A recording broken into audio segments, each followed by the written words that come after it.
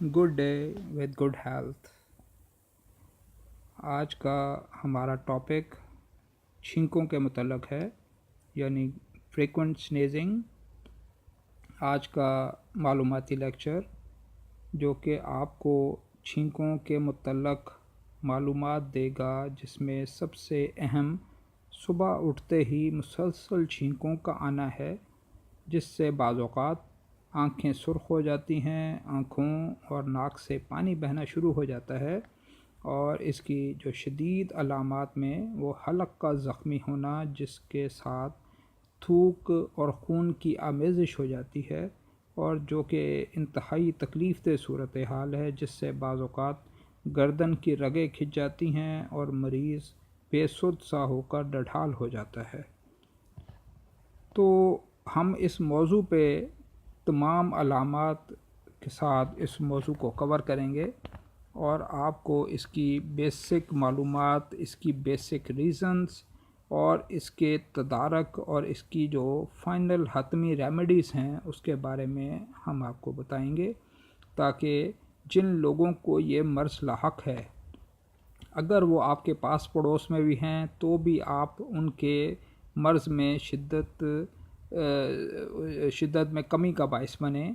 और इसके अलावा जिन लोगों को ये मर्ज़ लाहक है वो इस मर्ज़ से, इस टॉपिक से फ़ायदा उठाते हुए इस मर्ज़ से निजात पा सकें। तो मैं आपको सबसे पहले ये बताऊंगा कि जिन लोगों को ये प्रॉब्लम है वो कम से कम दुनिया से 60 से 70% ऐसे लोग हैं कि जो लोग इसका शिकार हुए हैं और या कभी ना कभी ज़िंदगी में वो इसका शिकार रहे हैं, लेकिन उस थोड़े से इलाज के बाद वो रिकवर कर गए और उसके बाद उनको ज़िंदगी में ये तकलीफ़ दोबारा नहीं हुई।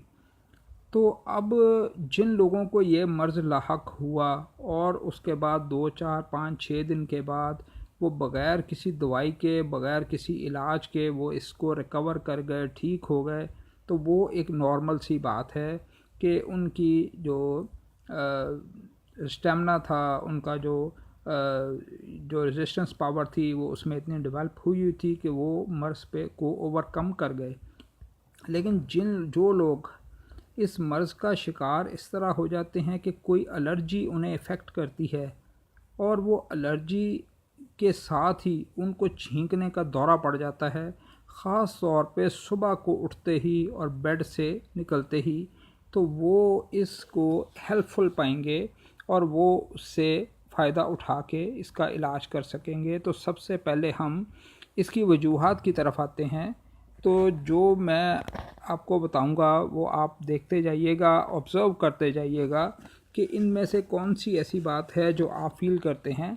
तो पहली है मौसम की तब्दीली। आप इस बात को ख़ुद ऑब्ज़र्व करें कि क्या मौसम तब्दील होने से, यानी हॉट वेदर, कोल्ड वेदर, या जो खुश्क ड्राई मौसम है उससे अगर रेनी वेदर यानी बरसात में मौसम चेंज होता है, तो क्या नमी की वजह से या हॉट से कोल्ड, मौसम सर्द होने की वजह से आप में ये मर्ज़ आता है और आपके लिए छींकों का बायस बनता है। या आप ये ऑब्ज़र्व करें कि अगर आप क्लाइमेट चेंज होता है, यानी आप एसी वाले कमरे से बाहर नॉर्मल मौसम में आते हैं या नॉर्मल मौसम से आप एसी वाले कमरे में जाते हैं, तो उस सूरत में आपको ये कंडीशन आपकी पैदा होती है, यानी आपको छींकें आना शुरू हो जाती हैं। यानी how temperature effects on your condition and how weather effects on your condition. तो ये आपने ऑब्ज़र्व करना है।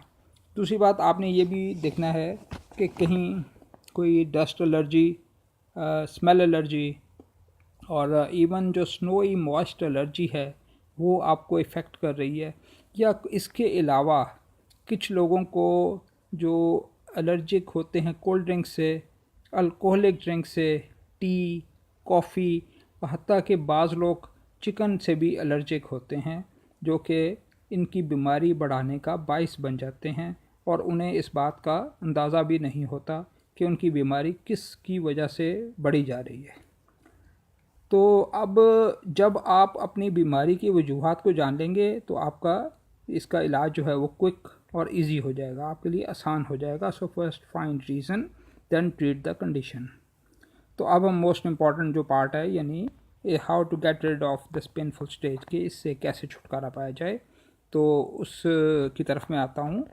तो इसमें एलोपैथिक में, होम्योपैथिक में और आयुर्वेदिक में, तीनों में इसके इलाज मौजूद हैं। आप जिस इलाज को करना चाहें और जो इलाज आपके लिए इजी है और वो आप कर सकते हैं। तो सबसे पहले मैं आपको एलोपैथिक की बताता हूँ। एलोपैथिक में सेट्रिजिन हाइड्रोक्लोराइड टैबलेट है 10 mg की, वो आपने दिन में एक बार लेनी है। ये टैबलेट अमूमन रात के वक्त सोते वक्त ली जाती है और 1 हफ्ता आप लें तो ये आपको रिलीफ का बायस बनेगी। इसके अलावा मोंटेलो का सोडियम है, ये भी दिन में एक बार अमूमन शाम के औकात में 5 mg की टैबलेट है, ये आप ले सकते हैं। इनमें से एक टैबलेट आप एक वक्त में यूज़ कर सकते हैं और इंशाल्लाह 1 हफ्ते के अंदर अंदर ये चीज़ आपको बेहतरी की तरफ ले जाएगी। अब एलोपैथिक ये दवाइयों के जो अब मैंने नाम बताए ये जेनरिक नेम है, तो आपके इलाके में ब्रांड्स नेम में ये दस्तयाब होंगी। तो किसी भी ब्रांड में जो ये इंग्रेडिएंट दस्तयाब है वो आप लेके यूज़ कर सकते हैं। दूसरी है होम्योपैथिक मेडिसिन्स।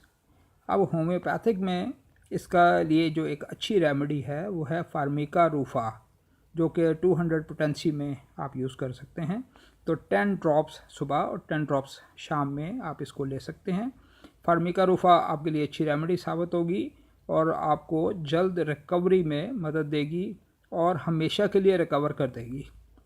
इसके अलावा सिनाबेरिस 30 जो कि आप 10 ड्रॉप्स सुबह और 10 ड्रॉप्स शाम में ले सकते हैं, ये भी एक अच्छी रेमेडी जो कि आपको इस बीमारी से निजात में मुआवन साबित होती है।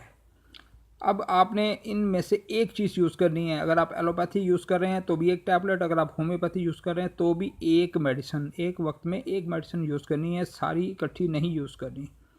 अब हम एक और मेडिसिन की तरफ आते हैं, बल्कि आयुर्वेदिक जो कि तिब्बे यूनानी जिसको कहते हैं, उसके लिए इलाज सस्ता भी है, आसान भी है।